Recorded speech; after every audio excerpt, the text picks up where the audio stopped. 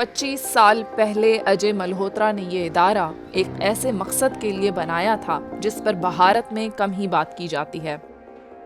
بحران کے دوران مددگار ادارہ سماتری، ایک ہیلپ لائن جو ذہنی بیمار اور خودکشی پر آمادہ افراد کی مدد کے لیے ہے۔ پچھلے کئی برسوں میں اس ادارے نے ایسے سینکڑوں افراد کی مدد کی ہے جن میں جینے کا جذبہ ختم ہو گیا تھا۔ لوگ ہم سے بات کرتے ہیں اور ہم ان کو بغیر جج کیے ان کی بات سنتے ہیں۔ ہمارا ان سے متفق یا غیر متفق ہونا ضروری نہیں، ہم بس ان کے احساسات بانٹتے ہیں کیونکہ ہم ان کے لیے بس اتنا ہی کر سکتے ہیں۔ آج ملہوترا اس سینٹر میں اکیلے ہی یہ کالز اٹھا رہے ہیں۔ ملہوترا کہتے ہیں کہ کرونا وبا کے لاک ڈاؤن کے دوران لوگوں میں ذہنی تناؤ بڑھ گیا ہے۔ وہ یہ سمجھتے ہیں کہ جذباتی اور مالی مسائل ہی کال کرنے والوں کی زندگی میں مایوسی کی دو بڑی وجوہات ہیں۔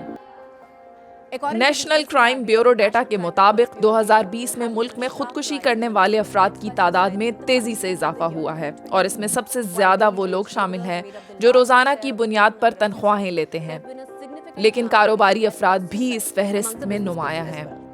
پچھلے سال کرونا وبا کی وجہ سے لگنے والے لاک ڈاؤن نے لوگوں کو معاشی اور سماجی بحران کا شکار کیے رکھا۔ چھوٹے کاروبار اور پرچون فروشوں کو اپنی دکانیں بند کرنا پڑیں۔ شہروں میں آنے والے بہت سے مزدور اپنے علاقوں کو لوٹ گئے۔ ماہر اقتصادیات سنتوش مہروترا کا کہنا ہے کہ جو غربت کا شکار ہیں وہی عموماً خودکشی کرتے ہیں۔ یہ وہ لوگ ہیں جنہوں نے وبائی امراض کے دوران اپنی ملازمتیں اور بچت کھو دی۔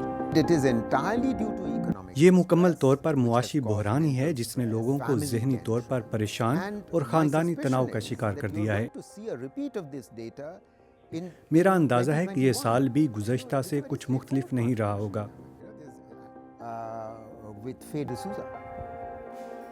مہروترا یہ بھی کہتے ہیں کہ بے روزگاری بڑی ہے جو کہ غربت میں اضافے کا باعث بنے گی۔ ان سب نے ان کے اذہان پر منفی اثرات مرتب کیے ہیں۔ ہم ان سب سے مکمل نجات پانے میں ابھی کامیاب نہیں ہوئے۔ لوگوں کے اوپر بہت کچھ گزرا ہے، موت، غربت، تنگ دستی اور غم کا نہ ختم ہونے والا طوفان۔